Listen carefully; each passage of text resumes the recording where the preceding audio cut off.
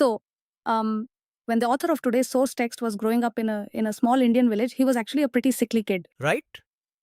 And his family, they often relied on the local village doctor. Now, this doctor had this special cooling oil that he prescribed for fevers, Okay. but he didn't just market it as a fever reducer. He claimed this oil was like an absolute miracle cure for hair loss. No way. Yeah. And to prove how, devastatingly effective it was, the doctor gave his patients a really stern warning. I love this part. He basically told them, you have to apply the oil directly to your scalp using a tool. Because if you get even a single drop of it on your bare hands, Hmm. thick hair will just start growing right out of your palms. Which is, I mean, it's an incredibly vivid image, right?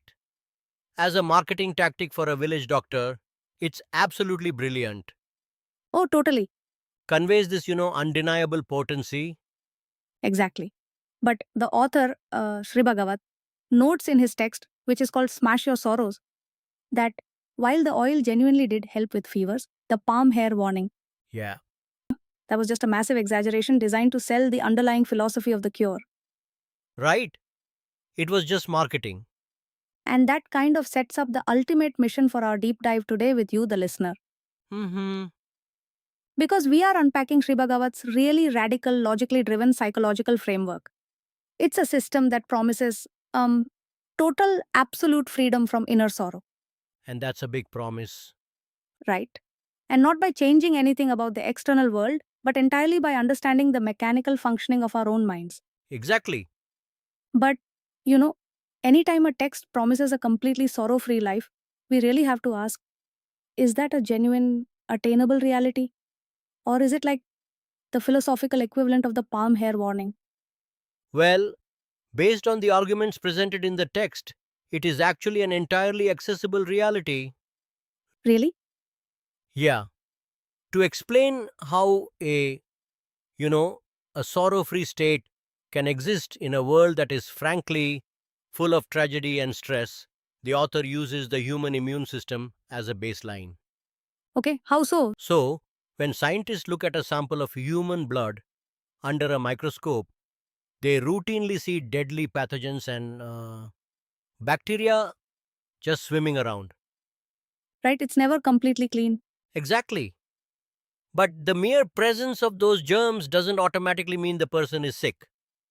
Because the germs are neutralized, like the immune system is functioning correctly, so even though the environment is hostile, the internal defense mechanism just renders it harmless.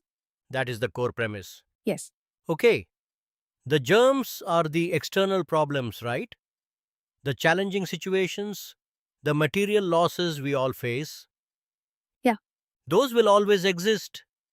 Expecting a life without external problems is absurd.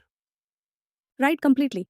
However, if a person possesses genuine mental clarity, which functions as a sort of psychological immune system, those external problems can occur without causing any internal psychological suffering.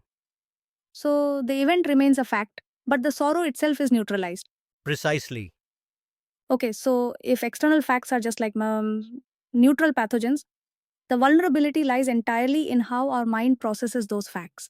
There's a narrative in the text that perfectly illustrates the mechanics of this, involving an Indian peasant, his wife, and his daughter. Oh, this is a great story. Yeah, so the peasant is out in the field and he's deeply stressed because he needs to sell his old bullocks, but the local buyers just keep giving him these insulting lowball offers. Right. He's totally ruminating on it, Exactly. So he's sitting there stewing when a stranger walking down the road stops and asks, "Can I go this way to the market?" which is a completely neutral request for information. I mean, it's just an external fact occurring in the environment. But the peasant is so trapped in his own internal narrative that he doesn't hear a request for directions. Right. He filters the question through his own anxiety and assumes this stranger is, yet another buyer making a veiled lowball offer for the bullocks. He's projecting. Exactly. So he angrily snaps, "I will not agree to this amount." And the stranger, totally bewildered, just walks away. But it gets worse. Later that day, the peasant's wife brings him lunch. And she has her own internal narrative running, right? She constantly feels unappreciated for her domestic work. Right. Right? So while eating, the peasant casually mentioned, some new person came just now, offered a low price, and I angrily refused. And here is where the distortion really compounds. Yeah, The wife filters his comment through her own deep seated insecurity. She assumes he is talking about the lunch she just prepared. right. She thinks he is rejecting her food, so she angrily retorts, "Have you ever appreciated my cooking?" and just storms back to the house. And I mean, it doesn't even stop there. No, it spreads. The wife goes inside and complains to her daughter. She says, Dai, your father, as usual, told me he didn't like the food, so I asked if he ever appreciated me. And of course, the daughter has her own active anxiety. Exactly. She's terrified of becoming a spinster because her parents haven't successfully arranged a marriage for her yet. So, hearing her mother use words like rejecting and not appreciating, the daughter assumes her parents are rejecting potential suitors. It's just a chain reaction of misunderstanding. Totally. She erupts, yelling, if you both reject all the grooms, naturally I will become an old spinster. It's wild. One single, completely neutral, external event, a traveler asking for directions, is processed by three different minds, resulting in three entirely separate, fabricated internal realities. Wow, yeah, The text uses this to distinguish between what it calls real objects and reflected objects. right. Hmm, Think of a mirror. When you need to comb your hair, you can't look directly at your own physical face. You have to look into a mirror and interact entirely with the reflection. right. Our mind acts as that mirror for reality. The physical world exists, yes, but we only ever interact with the reflected world our mind creates, labels, and, colors with our own anxieties. Okay, let's unpack this because there's a mechanical distinction being made here between two different ways this mirror operates. Yes, there is. The text separates the intellect into the functional mind and the dream mind. Hmm. And if I'm understanding the architecture correctly, the functional mind is like the raw processing power of a computer. Right? Like, it executes practical commands. It calculates the physical route from your office to your house. Yeah, It deals purely in objective variables. exactly. It's strictly utilitarian. But the dream mind, it's like a malicious software virus running in the background, aggressively corrupting that data. That's a good way to put it. Like, the text uses the scenario of rushing to a hospital to see a sick parent. The functional mind navigates the traffic and parks the car. Yeah. But the dream mind, that's the part of your brain that is already visualizing the funeral and feeling the grief of their death before you've even walked through the hospital doors.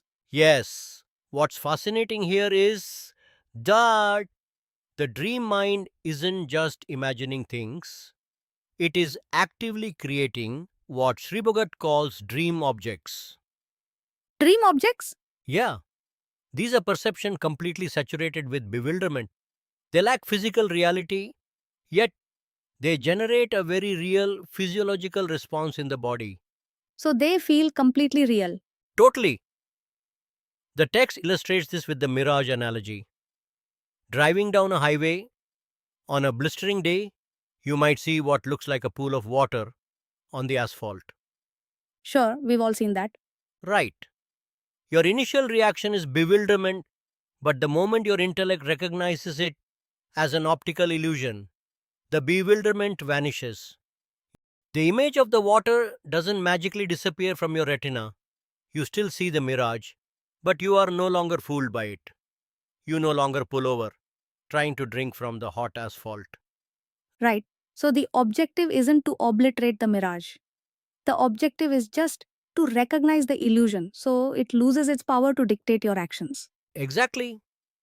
But, and here's my question, if simply recognizing the illusion stops the bewilderment, why are human beings so chronically bewildered? That is the $1,000,000 question. Right. Like, why do the projections of the dream mind cause us such visceral, sustained pain? Well, Sri Bhagat defines the exact root of this sorrow, and it all comes down to friction. Friction? Yeah, sorrow is the friction generated when a happened fact collides with a psychological demand. Okay, give me an example. Imagine losing a highly valuable heirloom. Uh huh. The destruction or loss of that physical object is a fact.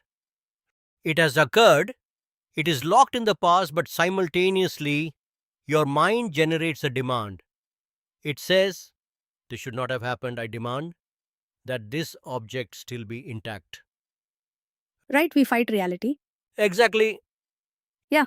That psychological demand is also a fact. It is an event occurring inside your neurological system. So we are holding two mutually exclusive realities in our consciousness at the exact same time.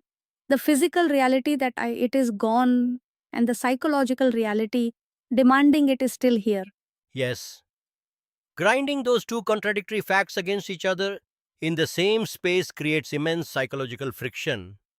And that friction is what we experience as sorrow. But, you know, the mechanism of human suffering is actually more complex than just that initial friction because we engage in a secondary process the author calls the attitude of denial. So we don't just deny the original event, the denial itself becomes layered. Precisely. We deny the original fact which sparks the sorrow, but human beings fundamentally reject psychological pain. Of course. So the moment we feel the sorrow, we pivot and begin denying the sorrow itself. Oh man, We fight the feeling, we try to suppress the grief, ignore the anxiety, or combat the depression. you're fighting the immune response. Right. Sri Bhagat compares this secondary struggle to a man trying to fight his own shadow. That sounds exhausting. It is. Yeah. The man wants to get rid of his shadow, so he digs a deep pit in the sand to bury it. But then he finds the shadow just falls on the bottom of the pit. Naturally. So he places a large vessel over the pit to cover it, but the shadow just projects onto the vessel. He brings over a bright lamp to destroy the darkness, but the lamp simply casts a new shadow in a different direction. Yeah. Fighting the shadow is an endless misallocation of energy. I have to challenge the utility of that framing though. Okay, go ahead. If fighting the shadow is a complete waste of energy and denying our own denial just creates more layers of denial, the system seems rigged. It does feel that way. Like we are trapped in a recursive loop of our own making. Hmm. If the tool I use to fix the problem is the exact same tool causing the problem, how is escape even theoretically possible? This raises an important question and it identifies the exact blind spot of human intellect. Okay, The intellect operates by fixing problems, so it naturally tries to fix sorrow using denial and suppression. right. To break that recursive loop, Sri Bhagat argues we have to examine the actual microscopic mechanics of how an emotion functions. Microscopically? Yeah? He references the ancient philosophical concept that you can never step into the same river twice. Because it's always flowing. Exactly. A river isn't a static object, it is a continuous flow of new water. Psychological feelings operate on the exact same principle. They are constantly moving. The most radical claim in the text is that the natural, uninterfered lifespan of any feeling is only a fraction of a second. Wait, really? A fraction of a second? I think most listeners would immediately reject that. I mean, when someone experiences a deep depression or a burning resentment, it feels like a heavy blanket they wear for months, not something that vanishes in a microsecond. It does feel that way, yes. But the text provides a really powerful acoustic analogy to explain the discrepancy between what we feel and what is actually happening. Let's hear it. Imagine holding a heavy brass vessel and letting it drop onto a hard stone floor. Okay, The impact creates a sharp, loud DNNN sound, and then the sound instantly vanishes into silence. right. That sharp impact is the natural lifespan of a raw emotion. Oh, I see. However, if you grab that same brass vessel and intentionally drag it continuously across the stone floor, it produces a long, agonizing, unbroken screech. Oof. Yeah, I can hear that. It sounds like one permanent, agonizing noise, but mechanically, it is thousands of tiny new impacts being generated over and over by your continuous effort. Wow. Here's where it gets really interesting because the text outlines the actual subconscious feedback loop that keeps us dragging that vessel. Yes, the ABCD loop. Right. Let's look at the mechanics of it. An incident happens, our mind processes the incident, which triggers the subconscious to spit out a raw emotion, say, a sharp pang of sorrow. That's the first impact. And if we do nothing, the sorrow sounds its note and vanishes. But we intervene. We generate a new thought about the sorrow. We think, I can't stand feeling this sad. Why am I still grieving? This is ruining my life. Exactly. That secondary thought acts as a new input, dropping right back into the subconscious, which then generates a brand new pulse of sorrow. It's a continuous cycle. It's like it's like we get stung by a bee, which hurts for a second, but then we consciously decide to keep poking the sting with the needle and we blame the bee for the continuous pain. That is a perfect analogy. The feedback loop is the modern equivalent for what the text describes. Because we maintain the feedback loop, we suffer under the illusion that the sorrow is a permanent static entity. Right. The text asserts that the experiencer and the experience are actually not separate things. Rue. Yeah, the you that feels the sorrow and the sorrow itself are created simultaneously. They are newly birthed every fraction of a second by our continuous thoughts, just like a mind creates both a landscape and the protagonist within a dream. That is heavy. But let's apply this framework to more volatile states. Okay, If an emotion genuinely only lasts a fraction of a second, how do we explain the mechanics of something like explosive rage or deep rooted addiction? Because those forces feel entirely out of our conscious control. they absolutely do. Srivadnavad breaks down the mechanics of anger into very distinct stages to explain this exact phenomenon. Okay, let's break it down. The first stage is unconscious anger, the, the initial spark. It arises completely spontaneously from the subconscious and it carries maximum power, like 100% power. Wow. It's an explosion and you cannot stop it because it occurs before conscious thought even registers the event. So, like the sudden spike in adrenaline when a car swerves into your lane, you don't decide to be angry. Your nervous system is already reacting. Right, but that pure unconscious stage ends in a microsecond. Okay, It immediately transitions into the second stage, which is conscious awareness. okay. This is the pivot point where you realize I am experiencing anger. At this specific moment, the pure force of the unconscious anger drops to about 40%, and your conscious mind steps in to take 60% of the power. Oh, so we suddenly have the leverage. We have the leverage, yes, but we almost always use it to fall into one of two behavioral traps. What's the first trap? The first trap is justifying. Justifying. Yeah, your conscious mind reviews the event and decides the anger is warranted. You think that driver was reckless. They deserve my rage. I'm gonna teach them a lesson. Oh, I've definitely done that. We all have. By giving your full conscious consent, you merge your deliberate energy with the lingering unconscious anger. They multiply against each other, creating a massive surge of temporary madness, like 200% power. That makes so much sense. This is a compounding mechanism that leads to screaming, violence, and chaos. So, justifying the anger basically acts as an accelerant.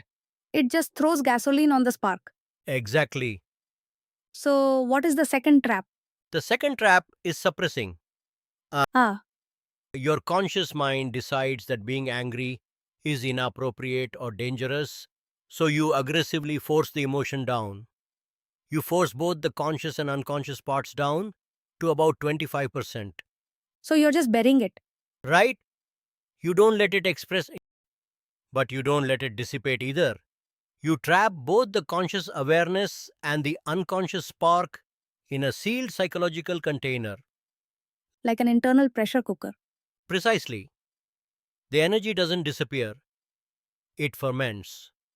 It turns into a grudge or a deep resentment, storing up immense kinetic energy in the subconscious, just waiting to explode at later, often completely unrelated trigger.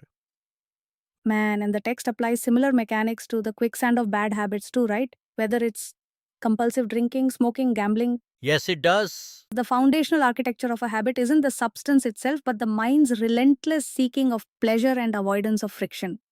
We initiate the habit to acquire pleasure, but eventually the mechanics invert. How so? The text illustrates this with a fable about two men standing near a violently flooded river. Mhm. One man spots what looks like a valuable parcel wrapped in a blanket floating downstream. Okay. Desiring the prize, he dives into the dangerous water and grabs it. Hmm. But the parcel is actually a live wild bear that was swept away in the flood. Oh, Yeah, the terrified bear immediately latches onto the man to stay afloat. From the shore, his friend screams, "Let go of the parcel!" And the man, struggling to keep his head above water, yells back, "I'm trying to let it go, but the parcel will not let go of me." it's a terrifying metaphor, but structurally, that is exactly how addiction functions in the brain. It is. We hold the habit, and then the habit holds us. And Srivanava also brings in a mythological reference from the Indian epic, the Ramayana, comparing the struggle against a habit to fighting the legendary monkey king Vali. Right? Wali has a magical boon. Yeah. Vali possessed this magical boon where whoever challenged him in combat automatically lost half of their own strength, which was magically transferred to Vali. That's brilliant. So, if you fight Vali, you empower him with your own energy, basically guaranteeing your defeat, and fighting a bad habit is exactly the same. The effort you exert to combat the craving simply feeds more energy into the obsession. It does. But this leaves us at an incredibly difficult impasse. I mean, if giving into anger causes chaos, Hmm? Hmm. and suppressing it causes an internal pressure cooker, and directly fighting a bad habit just gives the habit super strength like Vali. Mhm. What on earth are we supposed to do? Are we just meant to be angry addicts? If we connect this to the bigger picture, Sri Bhagavat points out that all of these reactions, whether violently fighting the urge or utterly submitting to it, are functionally the same thing. How are they the same? They are both hidden forms of pleasure seeking. Even the desperate desire to successfully conquer a bad habit is just the mind demanding a future state of pleasurable, frictionless peace. The expectation of success in beating a habit is just another demand that reality be different than it currently is, which, as we established earlier, is the root cause of all sorrow. So we have to abandon the entire paradigm of fighting versus submitting. Which brings us to the core thesis of the text, the third way. The third way, Yes, this is not a method of action, it is a method of pure understanding. The author terms this state conscious unconsciousness. okay, I need to push back on that phrasing. Because conscious unconsciousness sounds like a complete paradox. How can a mind be both simultaneously? It sounds contradictory, but it means bringing total conscious acceptance to the unconscious functions of your mind. Okay, It is the deep structural realization that your feelings, the sudden spike of rage, the craving for a drink, the wave of grief, arise completely spontaneously from the subconscious layer. right. You, the conscious ego, are not the author of those initial sparks. We don't control the germs. Exactly. If you truly mechanically understand that you are not responsible for what happens unconsciously, you completely abandon the instinct to fight it, justify it, or suppress it. You stop holding the microphone to the speaker. Because there is no enemy to fight and no territory to defend. Precisely. The text observes that true psychological success only ever enters through the back door. through the back door, Yes. Failure, struggle, and frustration constantly bang on the front door, demanding immediate results and altered realities. right? But when we entirely surrender our expectations, when we drop the desperate demand for a pleasurable state of mind, the grip of the bad habit or the sorrow loosens entirely on its own. It starves because we are no longer feeding it the friction of our resistance. Wow. Sri Bhagav quotes the ancient text, the Yoga Vasistham, which says, "One who renounces the world by seeing everything in the world equally, he alone is the real teacher." It's a profound shift. It really is. The text reframes renunciation completely. It isn't about fleeing to a cave or avoiding the complexities of life. True renunciation is an internal mechanical shift where you process pleasure and pain, success and failure with the exact same level of neutrality. The moment you treat them equally, you stop generating the friction of preference. Sri Bhagavat uses a fantastic mechanical analogy of slamming the brakes on a car driving at top speed. Okay, When the brakes lock the wheels, the car can no longer move forward, so the momentum forces it to violently spin around. yeah. When the human mind finally realizes that there is absolutely nothing to attain psychologically, that there is no perfectly peaceful future state to sprint toward, the mind stops projecting into the future. It spins around and settles back into its natural frictionless source. So, what does this all mean? Structurally, it's like we've been drowning because we've been thrashing around trying to swim to the surface. Yes, And the third way is just the counterintuitive realization that if we stop thrashing and just relax, the human body naturally floats. it beautifully aligns with the text. Sri Bhagavat writes that by ceasing all psychological effort, our mind transforms into a divine river. A divine river. Yeah, in a freely flowing river, dirty water naturally purifies itself simply by continuing to flow. The dirt only festers and becomes toxic when the water's movement is halted by a dam. Right. When we stop trying to govern our internal ecosystem, when we stop building artificial dams of denial, justification, and suppression, our experiences just flow right through us, completing their natural life cycle in a fraction of a second. Incredible. So, to synthesize this entire framework for you listening, the journey through Smash Your Sorrows reveals that external facts, the germs, only hurt because our mind denies them. Exactly. The sorrow we feel is just the friction between a reality we cannot change and a psychological demand we refuse to drop. Every feeling actually lasts only a fraction of a second, but we stretch it into a lifetime of agonizing noise by dragging the vessel across the floor. We do.